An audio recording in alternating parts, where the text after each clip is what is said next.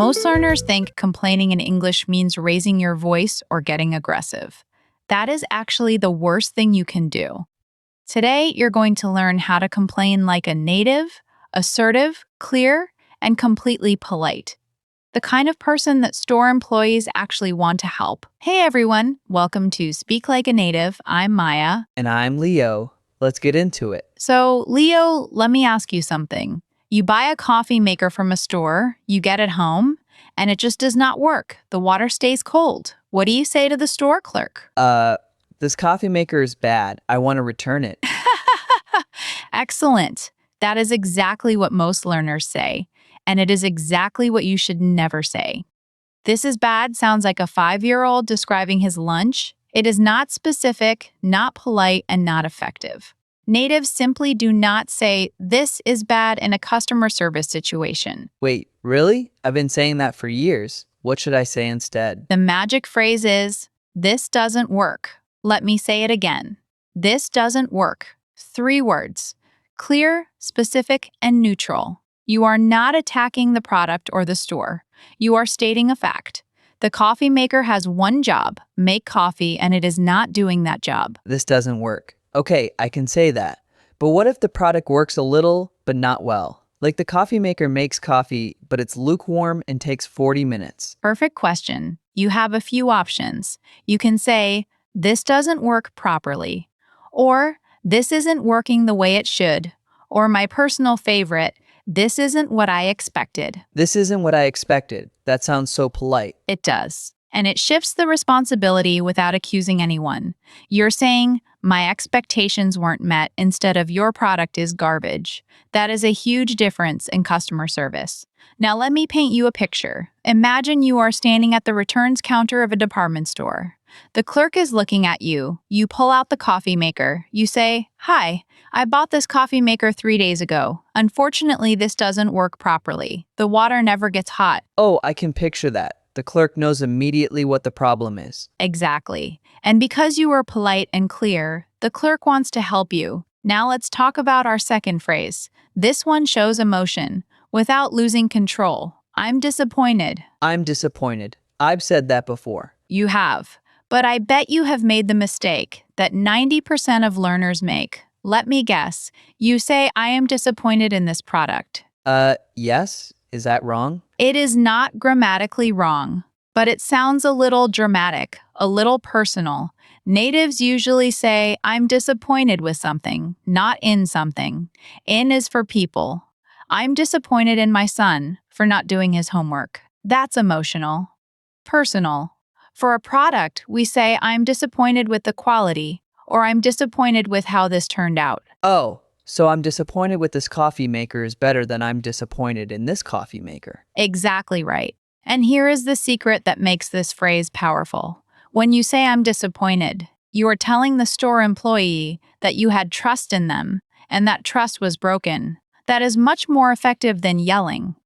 Stores do not want disappointed customers. Disappointed customers tell their friends. Disappointed customers leave bad reviews. So when you say "I'm disappointed," the employee hears a warning. That is actually brilliant. I never thought of it that way. Now let me give you a real scenario. You bought a jacket online. The picture showed a dark blue jacket. What arrives is light blue, almost gray. You go to the store to return it. You say, "Hi, I ordered this jacket online. And I have to say I'm a little disappointed. The color in the picture is much darker than what I received." That is so much better than what I would have said. I would have said, "This jacket is wrong. The color is different." And you would have been correct, but you would have sounded frustrated. "I'm a little disappointed" keeps the conversation calm. And notice I added a little. That softens it even more. You can say, "I'm a bit disappointed," or "I'm somewhat disappointed." Those are very common. Okay, I'm taking notes. This doesn't work and I'm disappointed with. Got it. So when do I say I'd like to speak to a manager? Ah, the classic. And this is where most learners get it wrong.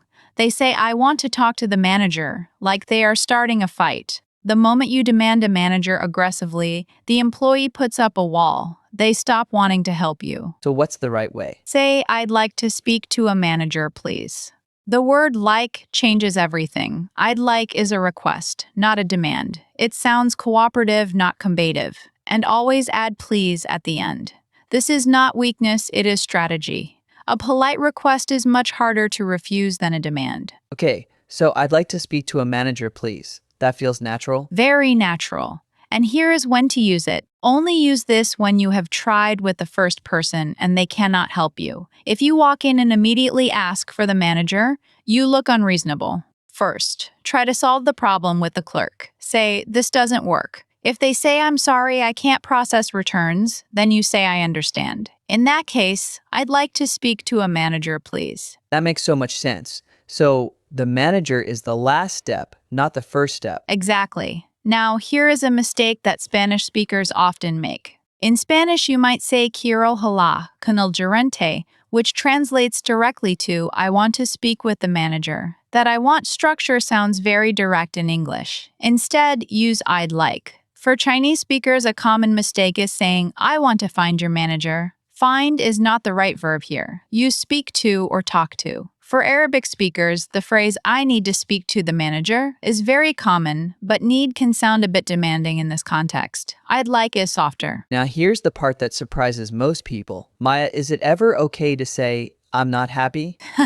Great question. And yes, actually, I'm not happy with this is a very common phrase. But here is the trick. You have to follow it with because and give a reason. I'm not happy with this because the handle broke after 2 uses. Without the reason, it sounds like you are just complaining.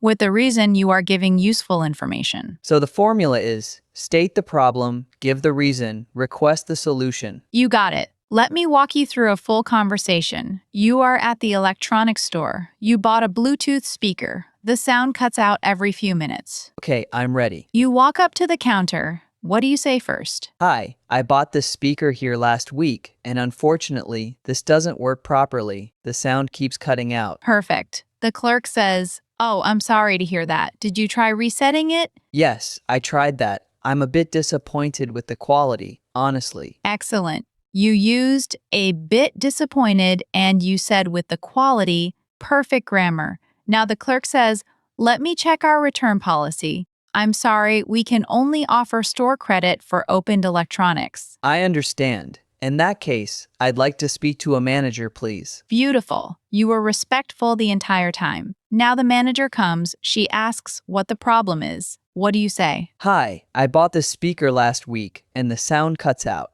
I've tried resetting it. I'm disappointed with the quality, and I'd like a full refund if possible. Perfect. You used I'd like a full refund if possible. That if possible at the end is very polite. It shows you are reasonable. The manager will almost certainly say yes because you handled everything so professionally. I feel like I could walk into any store right now and handle this. That is the goal. Now let's practice one more scenario. This time you are at a clothing store. You bought a dress or a shirt. You washed it once and the color faded. Okay. Hi, I bought this shirt last week, and after one wash, the color faded significantly. I'm disappointed with the quality. I'd like to return it, please. Very good. Now here is a tiny tweak. Instead of after one wash, say after just one wash. That tiny word just adds emotion. After just one wash, the color faded. It shows that this happened too quickly. It is more persuasive. After just one wash. Noted. That is such a small change, but I can hear the difference. That is what makes you sound like a native. These small words, just a bit, unfortunately, please. They carry all the emotional weight. And here is one more. When you hand the product back, say, here you go, or here it is. It sounds cooperative. Do not just push it across the counter. Maya, I have a confession to make. Before this episode, I thought complaining in English meant being loud and firm. I thought I had to show that I was angry to get results. That is exactly what most learners think, and that is exactly why they get bad service. Store employees are humans. When someone yells at them, they get defensive. When someone treats them with respect, they want to help. Polite assertiveness is a superpower. You state the facts, you express your disappointment calmly, and you make a clear request. That gets results every time. So let's recap. 3 phrases. This doesn't work, clear and factual. I'm disappointed with, expresses emotion politely, and I'd like to speak to a manager, please. Your last resort done respectfully. Perfect summary. And remember the formula. State the problem, give the reason, request the solution. Now I want you to practice. Think of something you bought recently that had an issue. a phone charger that stopped working, a pair of shoes that hurt your feet, a lipstick that arrived broken. Write your complaint using today's phrases. Say it out loud. I've got mine. I bought this phone charger 2 weeks ago. After just a few days, this doesn't work properly anymore. I'm disappointed with the quality. I'd like a replacement, please. That is excellent. You said a replacement. That is a very common request. When you want the same product again, ask for a replacement. When you want your money back, ask for a refund. These are the two most common outcomes. And if the clerk says no, Then you say, I understand. I'd like to speak to a manager, please. And start the conversation again with the manager. One final tip. Always keep the receipt. In the United States, most stores require a receipt for returns. Without it, you might only get store credit or no refund at all. great advice. Maya, I feel like I just leveled up my English. You did. And the best part is, these phrases work everywhere, not just stores, restaurants, hotels, airlines, online customer service chats. The same polite assertiveness works in any situation. Want more real English? Follow Speak Like a Native. New episode every day. Today's rule. Swap, this is bad for, this doesn't work, instantly more effective. I'm Leo. And I'm Maya. See you next time.